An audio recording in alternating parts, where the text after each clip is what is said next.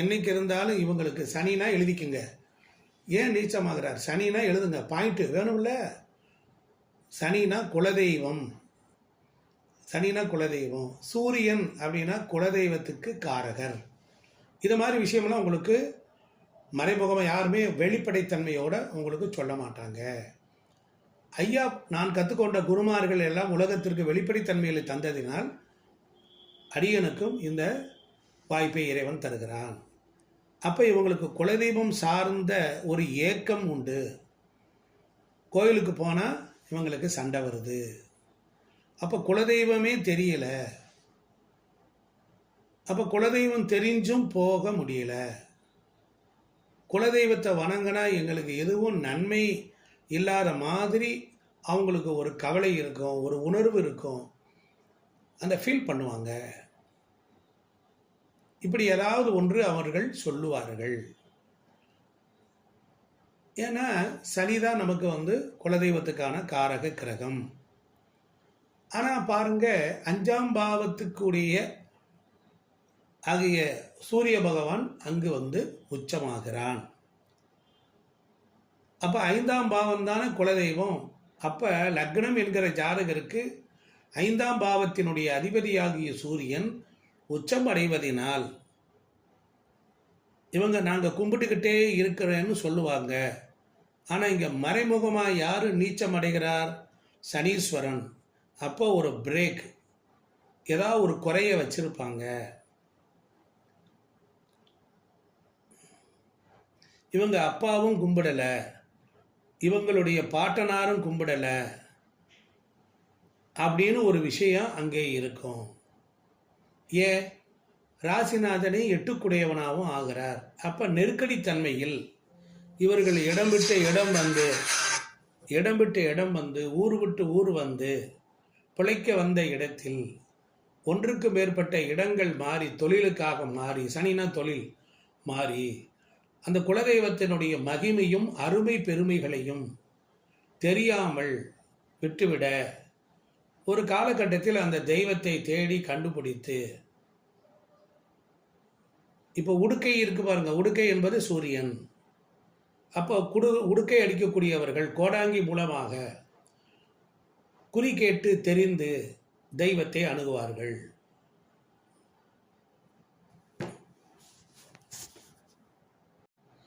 அப்போ மேசராசிக்கு இந்த சனி அப்படின்னா குலதெய்வம் அவர் நீச்சம் அடைகிறார், அங்கே சூரியன் உச்சம் அடைகிறார் அப்படிங்கிறதே இருக்குது.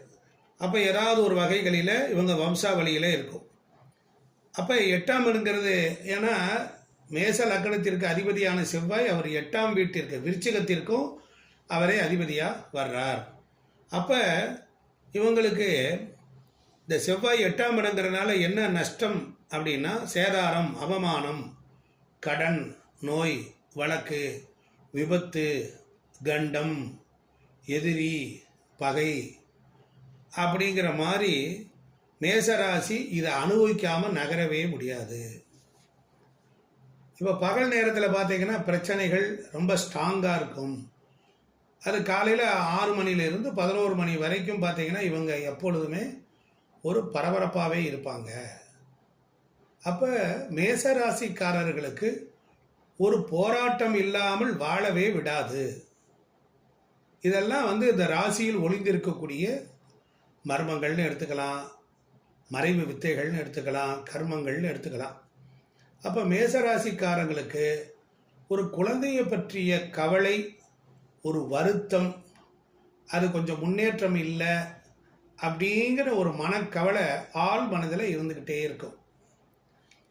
அதை கொஞ்சம் விளக்கமாக சொல்லலாமா அப்படின்னா எழுதிக்கங்க. சூரியன் 5குடையவன், அவன் உச்சமாகி அந்த வீட்டில் சனி நீச்சமாகிறான். அப்போ கர்மகாரகன் சிலருக்கு, சனி கர்மகாரகன். இப்போ சிலருக்கு ஆண் வாரிசும் இருந்தும் ஏதோ ஒரு மனக்கசப்பு கூட அவங்க வாழ்க்கையில் நகர்ந்து கொண்டே இருப்பாங்க, வாழ்க்கையை ஓட்டிக்கொண்டே இருப்பார்கள். இப்போ ஒரு சில பேருக்கு கர்மம் செய்யவே வாரிசே இல்லை சார், இப்படி வாரிசுகள் சார்ந்த ஒரு குறை, ஒரு குற்றம், ஒரு மனச்சுமை இதெல்லாம் இருக்கும். ஆனால் மேசராசியில் பிறந்தவங்களுக்கு ஒரு பெரிய ஒரு gift உண்டு. மேசராசிக்காரங்க ஒரு ஆளுமை சக்தியோடு இருப்பாங்க. நல்ல திறமை இருப்பாங்க. எந்த ஒரு வேலையை கொடுத்தாலும் அந்த வேலையில் ஸ்கில்டாக இருப்பாங்க, திறமையாக இருப்பாங்க. நல்ல நிர்வாக திறமை இருக்கும். மனிதாபிமானம் உள்ளவர்கள், தர்ம சிந்தனை உள்ளவர்கள், கௌரவம் இயற்கையாகவே வரும், புகழ் வரும், அந்தஸ்து வரும். சூரியன்னா வளர்ச்சி, சூரியன்னா வளர்ச்சி. அப்போ குழந்தைகள், அப்போ சூரியன் எங்கே உச்சமாகிறாரோ அந்த இடத்தில் ஒரு பிரகாசம் இருக்கும். அப்போ இவங்களோட யாரெல்லாம் பழகினாலும் வாழ்ந்தாலும் அவர்களும் வளர்வார்கள், அவர்களையும் இவர்கள் வளர்த்து விடுவார்கள். ஆனால் இவங்களுக்கு புகழ் ரொம்ப பிடிக்கும். இவங்களை புகழ்ந்தீங்கன்னா கீழே விழுந்துருவாங்க. புகழ்ச்சிக்கான கிரகம் எதுனா சூரியன். அப்போ மேசராசிக்காரங்களுக்கு, அந்த ராசிக்காரங்களுக்கு சூரியன் உச்சமடைகிறனால, சூரியன்னா அப்பா இல்லையா, அப்பாவை ரொம்ப பிடிக்கும். அப்படி பிடிக்கும். எங்கள் அப்பான்னு சொல்லுவாங்க. அவங்களோட இணக்கம்லாம் இருக்காது, ஆனால் காட்டிக்க மாட்டாங்க. ஆனால் சூப்பராக இருக்கும். அப்பாவை ரொம்ப பிடிக்கும்.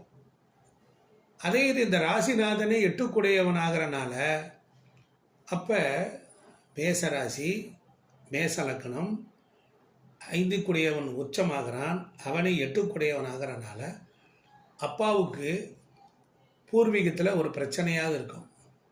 அவர் புகழுக்கு களங்கம் ஏற்படும். அப்பாவுக்கு ஒரு ஹெல்த் இஷ்யூஸ், ஒரு சர்ஜரி அங்கே இருக்கும். சொத்துக்களை இழந்து பூர்வீகத்தில் பிரச்சனை ஆகி புகழுக்கு கலக்கம் வந்து ஒரு வழக்கு, ஒரு வில்லங்கத்தை சந்திக்காத மேசராசியே இருக்காது. ஏன் சார் பாருங்க, 2 7 ஆகிறான். அப்போ மனைவி வந்ததுக்கு அப்புறம் தான் அவங்களுக்கு வருமானம் பெருகும். பாசிட்டிவ் அப்படி எடுத்துக்கணும். மனைவி வந்ததுக்கு அப்புறம் தான் அவங்களுக்கு வருமானம் பெருகும்.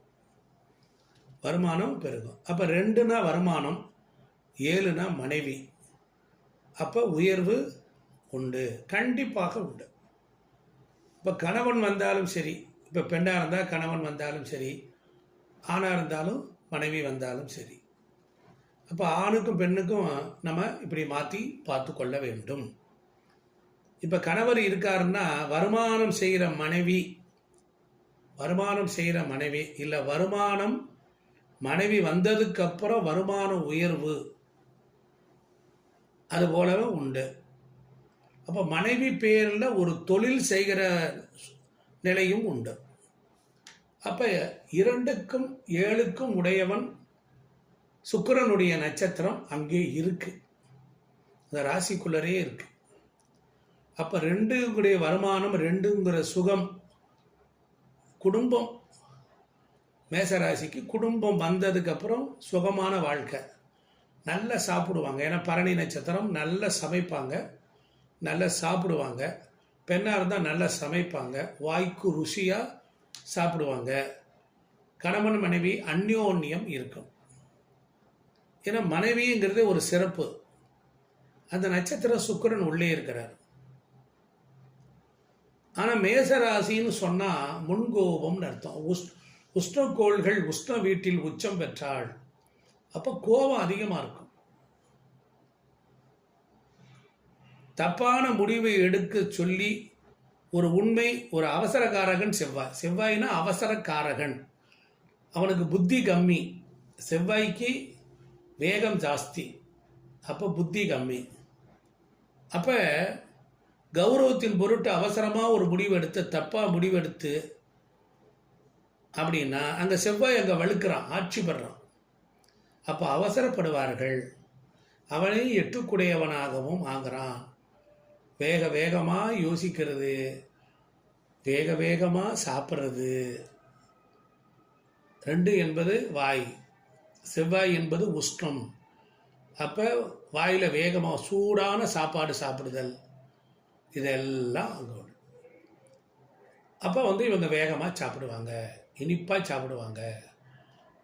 சுக்கிரனை இனிப்பு, சுகமாக சாப்பிடுவாங்க, டீசெண்டாக சாப்பிடுவாங்க.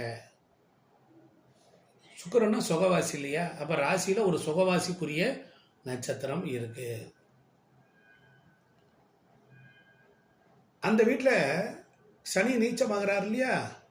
ஒரு முறையாவது ஒரு தொழிலில் ஒரு தோல்வியை சந்திக்காத மேசமே கிடையாது. சனினா தொழில்காரங்க.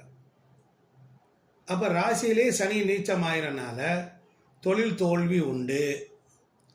அதுக்கப்புறம் பாருங்க, அவங்களுடைய மேச லக்னம், மேச ராசி, 11ஆம் இடம் நண்பர்கள். அந்த 11ஆம் இடமே பாருங்க பாதகமாக இருக்கிறது. அந்த வீட்டில் சனி வேற நீச்சமாகிறான். மேச லக்னம் மேச ராசிக்கு நண்பர்களால் ஏமாறாததே கிடையாது. நண்பர்களால் ஏமாற்றப்படுவார்கள். ஏன்னா லாபாதிபதியே நீச்சம். அப்போ நண்பனுக்காக போய் வேற மொழி பேசுகிற சனினா வேற மொழி பேசுகிறவர்கள். நண்பனுக்காக போய் ஏமாறாத மேசமே இருக்காது. எல்லா மேசம் இருக்கும். அப்போ வேற மொழி பேசுகிற நண்பர்கள் கூட இருப்பாங்க. வேற நாட்டுக்காரங்க அவங்கெல்லாம் ஃப்ரெண்ட்ஸாக இருக்க வாய்ப்பு உண்டு. இந்த மாதிரி ஒரு அமைப்பு அந்த ராசிக்குள்ளர ஒளிந்திருக்கு. இவங்க தொழில் செஞ்சாங்கன்னா வருமானம் வெளியூர், வெளிநாடு, வெளிமாநிலம் இது சார்ந்து பரவி கிடக்கிறது. அப்போ அவங்க நிறைய டிராவல் பண்ணுவாங்க. ஏன்னா 2ஆம் அதிபதியே சுக்கிரர், அவருடைய நட்சத்திரம் அங்கே இருக்குல்ல. அப்போ குடும்பத்தின் மேலே அதிக பற்றுடையவர்கள் இருப்பாங்க. மேசராசி மேச லக்கணத்துக்காரர்களுக்கு குடும்பத்தின் மேல் ஒரு பற்று உண்டு. 7 கூடியவருடைய நட்சத்திரம் ராசியிலே இருப்பதினால் உள்ளூரில் திருமணம், உறவில் திருமணம், வீட்டுக்கு பக்கத்தில் அருகில் திருமணம், சொந்த பொண்ணு, தெரிஞ்ச கலத்திரம், காதல் திருமணம், இல்லை என்றால் இந்த வரன் ஒருத்தர் மூலியமாக சொல்லி வந்துச்சு அப்படின்னு சொல்லுவாங்க. இவங்கெல்லாம் சின்ன வயசுலேயே ஒரு ஃப்ரெண்ட்ஸாக இருப்பாங்க. சின்ன வயசுலேருந்தே ஃப்ரெண்டு, பக்கத்து வீடாக இருந்தால் கல்யாணம் பண்ணிக்கிட்டோம். இப்படியெல்லாம் அந்த மேசம் தன்னுடைய ரகசியங்களை ரொம்ப அற்புதமாக சொல்லுது. அப்போ இவங்க என்னென்ன மாதிரியான தொழிலில் இருப்பாங்க அப்படிங்கிறத நாம் பார்ப்போம். அப்போ 10 தொழில்காரர்கள், அவன் சூரியனோட இருக்கிறான். அப்போ 10 யார்? சனி பகவான். அந்த வீட்டில் நீச்சமாக இருக்கார். அந்த 10 ஆகிய சனியுடன் சூரியன் அங்கே உச்சம் அடைவதனால அப்போ சொந்த தொழில் வியாபாரம் பண்ணுவதற்கு ரொம்ப விரும்புவாங்க. இல்லைன்னா ஏதாவது ஒரு மேனேஜர், ஒரு சூப்பர்வைசர், அரசு பணியில்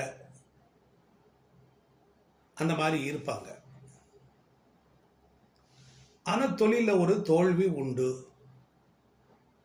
வேலைக்கு போனாலும் தொழிலில் இருந்தாலும் ஏதோ ஒரு தொழில் வகையில் ஒரு கசப்பை சந்திக்காத மேசம் கிடையாது.